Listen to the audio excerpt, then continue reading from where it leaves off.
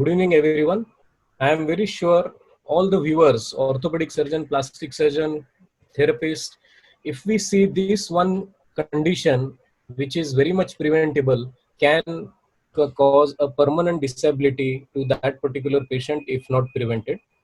I am going to cover these points during my talk, and let us understand the basic factors that cause compartment syndrome. In the compartment, either the volume of the compartment is reduced because of these enlisted causes, or the pressure of the compartment is increased either within the compartment or from outside the compartment. And these are the causes for the increased pressure of the compartment. In our clinical practice, most of the out of these causes, simple tight plaster or a dressing or any fracture or post surgery, if we don't control hemostasis, if we don't achieve hemostasis, or simple IV extravasation, these are the three most common causes of compartment syndrome that we definitely see in our practice. And if we understand, these all three causes are very much preventable. If we understand and if we try to diagnose the compartment syndrome, and how if we distinguish or differentiate it from the arterial injury and a nerve injury, in my opinion, since our post-graduation days, we have been taught about 5 P's of compartment syndrome. If we have a pain with passive stretching, if we have a paresthesia or numbness at the fingertip, if we have a paresis or weakness or difficult to move, or if we have in palpation a tough or a hard hand, or the softness of the palm or hand is reduced, it becomes hard, it feels hard, and the position of the hand is intrinsic minus, then we are diagnosed, then we are coming to a diagnosis of compartment syndrome. These are the, if we don't treat the compartment syndrome in time, in acute situation it can lead to crush syndrome, and in chronic situation it can lead to Volkmann's ischemic contracture. So if we take a pathophysiology, any trauma, if there is an arterial injury or a venous injury which can increase, or a simple edema, if the patient doesn't follow elevation, increased pressure in the compartment can cause venous stasis and ischemia. At this point of time, if we don't release the compartment, then the progression in a chronic stage will create a problem in the muscle necrosis and a neural, there will be a problem in the muscles and the nerves. These two structures will go into fibrosis and can give a permanent disability to that particular patient. In acute compartment syndrome, if the volumes or compartment pressures like in the arm or in the thighs or in the calf, if they are very, if the compartment happens in those period or those region, the myoglobins are released in the body or in the blood, and which can cause renal failure. So let us take 2-3 examples. This is the most common condition which I have seen. The patient had a distal radius fracture, and if you understand, the hand look swollen, there are two factors. Either he has not followed the elevation, or in the plaster the thumb was not made free, and I can see his MP joint were restricted because of the plaster. This compartment, he was much better the moment I released his plaster.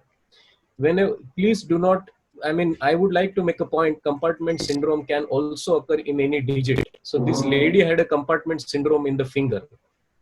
Now, this is the article published in JHS American. If we find unequivocal clinical findings, if there is an increased tissue pressure and significant injury that can have a risk of compartment syndrome, plus 6 hours of total ischemia time, we should not wait for any conservative treatment and consider release of fasciotomy. There are critical time limits, which is the article published in IJPS. Usually in compartment syndrome, we have to trap upon muscles and nerves. Muscles will have irreversible damage after 8 hours, and same with the nerves. They can tolerate ischemia maximum up to 4 hours. So now I would like to take an example. 5-year-old child had a heavy fall on a fall of a heavy object, and when we took his X-ray, he had metacarpal shaft fracture. I am talking about surgical technique to release the compartment syndrome. And this is how we take an incision. Usually the incision I prefer is longitudinal palmar crease, but it is not always necessary, because sometimes we may have to release thenar or hypothenar region incision. Take an incision. On the dorsum, we must take an incision in between second and fourth compartment, metacarpal space. If we keep a gap of 1 inch between the two incision, there is a really low risk of getting the skin necrosis. This is how we mark the mid-neutral line on the fingers to release the compartment. But this patient, this is the figure which will tell us that we go into these spaces, into second and fourth metacarpal space, and the moment you take an incision, the muscle bulge will pop out. And this is how we do the simple fasciotomy.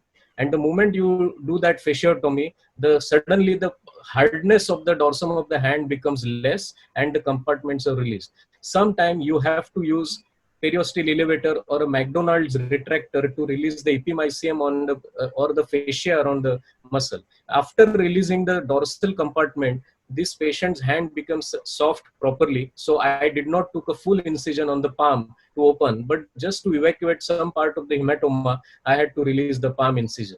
This was the 1 week post-op, and this was the 3 weeks post-op. The healing was beautiful, and if you see the picture on the left, the grip of the hand also was improved. Now let us take last example.